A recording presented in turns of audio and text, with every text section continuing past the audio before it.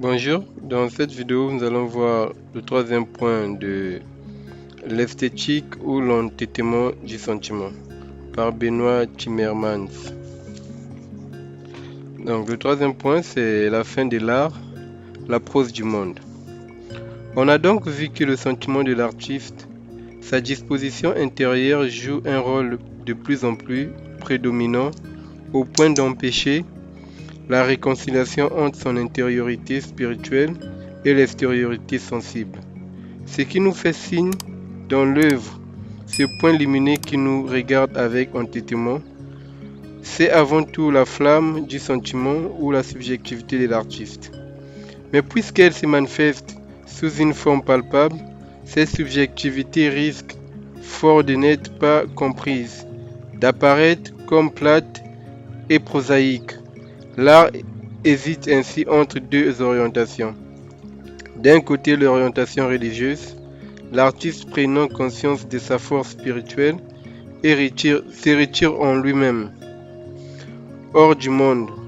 Il absorbe ou engloutit en lui les divinités et les contenus multiples qu'il cherchait à exprimer pour ne plus reconnaître qu'un seul Dieu, un seul être absolu. La création artistique se transforme alors en culte ou en dévotion spirituelle, dans lesquelles l'objectivité est pour ainsi dire dévorée et digérée et son contenu dépouillé de son objectivité devient propriété du cœur et de l'âme. D'un autre côté, l'artiste peut aussi sortir du cercle absolu de la religion et vivre sa subjectivité en relation avec le monde et les autres.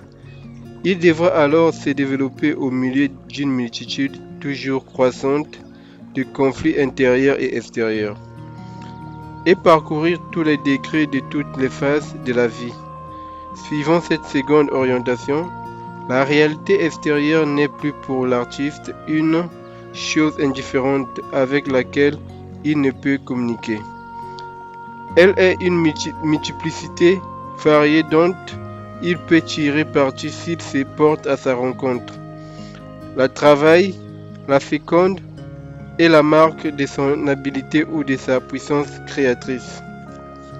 Cependant, dans un cas comme dans l'autre, il faut bien voir que le triomphe religieux ou profane de la subjectivité est censé opérer la transition de l'art vers une sphère plus élevée, qu'il se disperse dans le monde extérieur ou se retire dans l'intériorité religieuse.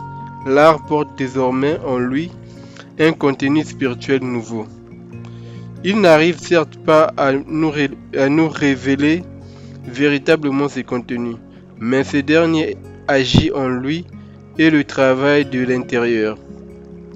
Surgit ainsi un nouvel espoir, celui d'une révélation de ce contenu qui, par là, surpasserait l'art et marquerait sa fin ou sa limitation. La fin ou la mort de l'art ne signifie donc pas la disparition de toute activité artistique, ni de toute œuvre d'art. Elle exprime bien plutôt un certain état d'aboutissement de l'art et les conséquences qui en résultent. L'art est arrivé, dans le romantisme, à mettre en forme ou à extérioriser avec une puissance jamais atteinte auparavant une certaine intériorité spirituelle. Par conséquent, il annonce désormais de nouveaux contenus spirituels qu'il ne peut certes manifester que sous une forme particulière, et donc de manière voilée, mais dont en pressant par ailleurs qu'il pourrait être révélé à part entière par un autre biais que l'art. On sait ce qu'il adviendra de la révélation religieuse, le message christique s'avérant comme transition nécessaire vers le savoir absolu. Mais le fait est que Hegel envisage aussi la possibilité d'une révélation prosaïque, dans le cas où l'art, au lieu de se retirer dans l'intériorité religieuse, s'abandonne au monde extérieur. Le contenu nouveau qui anime l'artiste peut dans ce cas se révéler par lui-même. Sans l'art, non seulement dans le sentiment religieux, mais aussi sur le terrain prosaïque de la controverse rationnelle. Toutefois, la question qui se pose alors est de savoir si, en passant à la prose, on sort véritablement de l'art. Le dépassement apparent de l'art par la prose n'assure-t-il pas aussi sa survie? Le statut de Hegel confère à la prose, le statut que Hegel confère à la prose est, comme on va le voir, profondément ambigu. D'un côté, la prose cause bien la mort ou la fin de l'art, mais de l'autre, elle permet également sa résurrection. La prose de la vie, c'est ce spectacle que nous offre notre entendement d'un monde extérieur infiniment complexe et froid, dépourvu de toute dimension poétique et qui endurcit même notre propre personnalité. Chaque individu se retrouve enchevêtré dans le monde extérieur, réduit à l'état de moyen au service de fins qui lui sont autres, et traitant lui-même les autres comme de simples moyens. Déjà en son temps, Hegel constatait que l'état actuel du monde voit grandir l'importance de cette prose, en ce sens qu'il limite l'autonomie et la portée des décisions de chacun.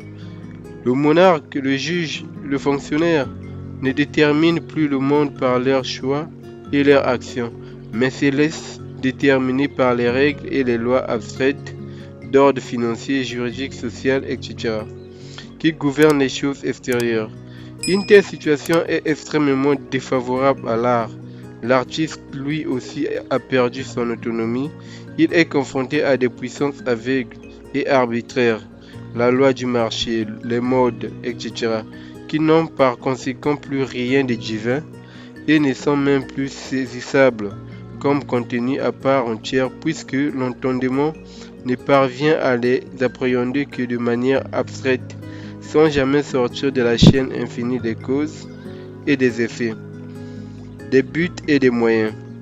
Ainsi livré au mauvais infini de l'entendement et dépouillé de son autonomie, l'artiste ne peut plus ni fixer aucun contenu, ni a fortiori maîtriser les manifestations de ce contenu. Rivé au monde extérieur par la superstition oisive d'un entendement prosaïque, l'art se meurt. On pourrait s'imaginer que, pour survivre, l'art devrait rompre tout lien avec cette prose commune de la vie et retourner à la poésie ou aux idéalités classiques. Mais l'homme, ce centre plein de l'idéal, vit. Il est essentiellement ici et maintenant. C'est en vain qu'il chercherait à fuir la sphère de ses besoins et de ses dépendances. En revanche, il peut s'élever au-dessus de ce qu'il y a de sérieux dans la dépendance des choses matérielles.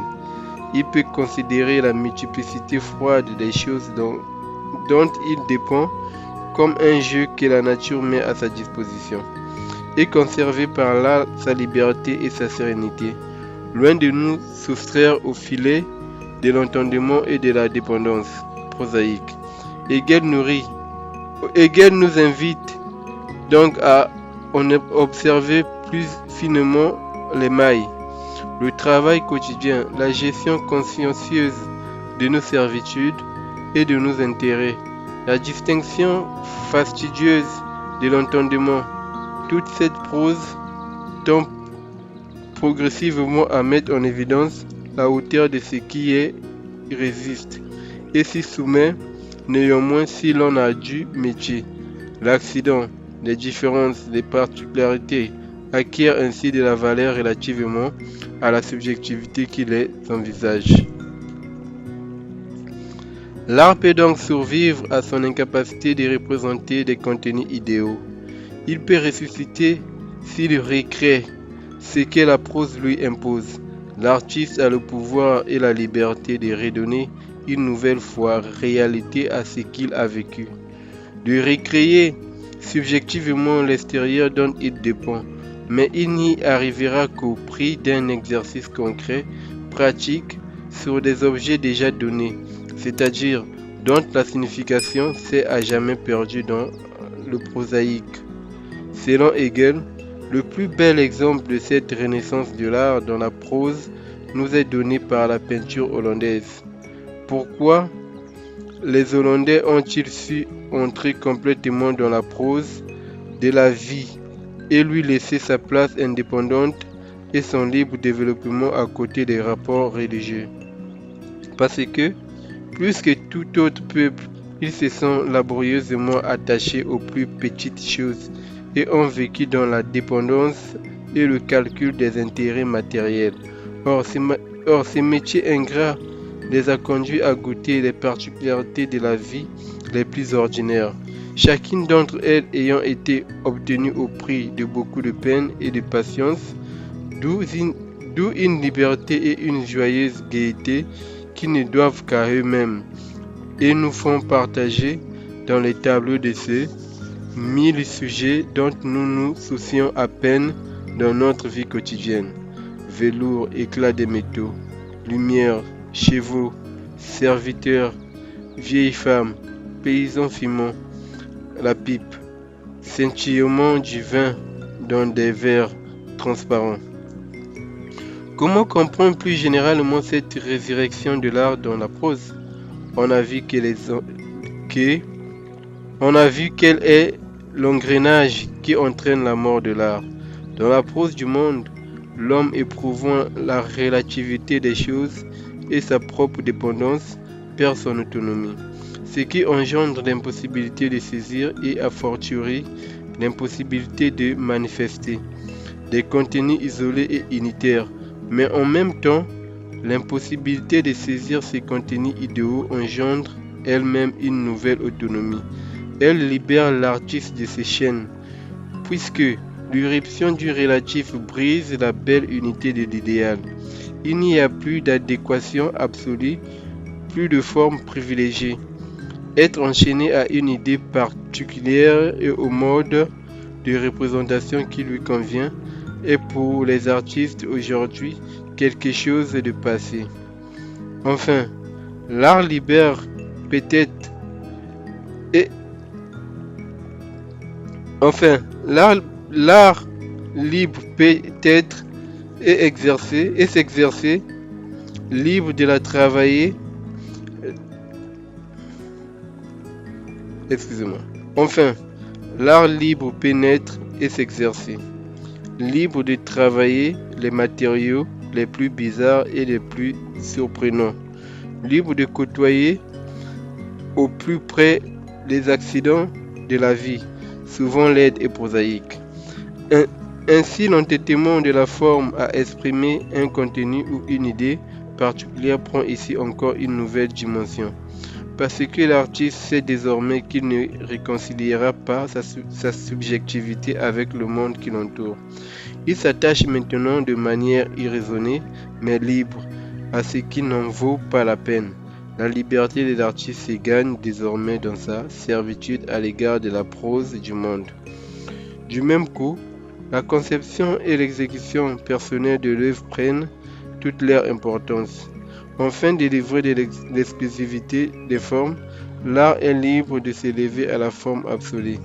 Ainsi de même que la forme devait s'ouvrir à son autre pour se réaliser complètement. L'art doit aussi s'ouvrir à son autre, c'est-à-dire au prosaïque, pour survivre à la mort des idéalités classiques. On verra peut-être là une tentative maladroite, étalant sans vergogne sa déformation professionnelle, de récupérer l'art par la philosophie, mais Hegel donne un sens très concret à cette irruption de la prose. L'artiste devenu adulte se réveille après la griserie. Adolescent, il poursuivait en poète le rêve innocent et naïf, de concilier l'universel et le singulier, de faire une brèche dans l'ordre des choses, de changer la société ou au moins pour se consoler, de se tailler à sa fantaisie un ciel sur la terre. Or, ces combats ne sont autre chose que l'apprentissage de la vie. C'est là leur véritable sens. La mort des illusions classiques de l'artiste est donc aussi un réveil à la vie. non pas pure désillusion, mais apprentissage permanent de l'indépendance dans la dépendance. Négociation non plus poétique, mais romanesque, entre la volonté idéale de s'exprimer et les déterminations extérieures dont cette volonté dépend. La résurrection de l'art dans la prose s'opère donc au prix d'un sacrifice ou d'un renoncement qui est symétrique par rapport à celui dont fait état la religion révélée. Il faut ici renoncer au Dieu, à la sincérité, à la pureté, à l'essentialité de l'idéal de l'art. L'artiste a besoin de n'être pas forcé de songer à sa sanctification. Il ne doit pas se préoccuper de son propre salut. Il faut bien voir que c'est précisément ce renoncement à l'unité parfaite du contenu et de la forme qui assure la résurrection de cette dernière. La forme considérée comme manifestation est certes la vie même, mais cette vie mère à l'existence immédiate. Lorsque, exprimant parfaitement un contenu, elle le détache de son existence naturelle. Aussi doit-elle, pour ressusciter, tenir à nouveau cachés des contenus qui continueront ainsi de nous échapper. C'est que l'art et la science manifestent à nos sens ou à notre raison, de manière à épuiser le contenu, à ne rien laisser obscur et de cacher, est passé et a perdu pour nous par là même son intérêt véritable. L'esprit n'est tenu en éveil et vivement sollicité par le besoin de se développer en présence des objets, d'autant qu'il reste en eux quelque chose de mystérieux qui n'a pas encore été révélé. Ainsi, paradoxalement, l'art ne survit que grâce à son imperfection. Il est comme l'envers de la religion, dans l'espoir d'une révélation qui n'aurait pas encore eu lieu. Il cherche en attendant à racheter sa faute, c'est-à-dire sa volonté passée de parfaite adéquation. Nous venons de finir le point 3 de l'esthétique ou l'entêtement du sentiment. Donc prochainement, nous verrons le point 4 qui est la Madone de Saint Jérôme. Merci et bien des choses à vous. Et surtout, n'hésitez pas de vous abonner à la chaîne et de partager. Certainement, il y a quelqu'un autour de vous qui en a plus besoin que vous. Un de vous ou bien un de vos connaissances, de vos frères, de vos sœurs qui est dans le domaine de l'art, de la création, donc, la philosophie, l'esthétique, c'est très important pour eux, qui fait par exemple de la couture, du stylisme, de la peinture, de la soudure, donc tout ce qui est trait aux œuvres de l'esprit. C'est très important d'avoir cette sensibilité philosophique et nourrir ses pensées. Merci et bien des choses à vous et à très bientôt pour la prochaine.